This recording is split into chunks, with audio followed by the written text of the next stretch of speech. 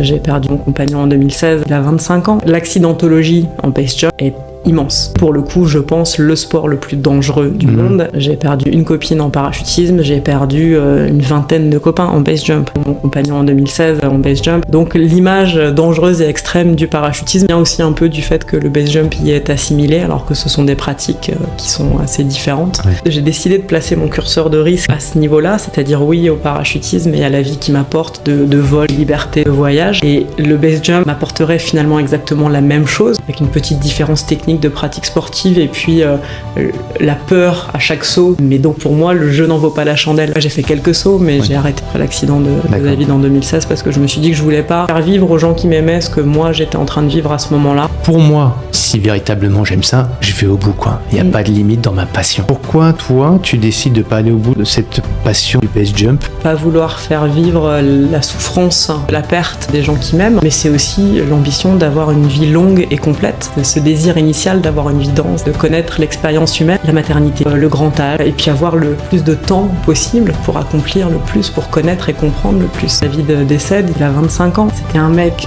brillant, c'était un mec qui avait la vie devant lui, qui aurait accompli tellement de choses incroyables, et il l'a pas fait parce qu'il est mort à 25 ans. C'est un risque qui pour moi n'en vaut pas la peine.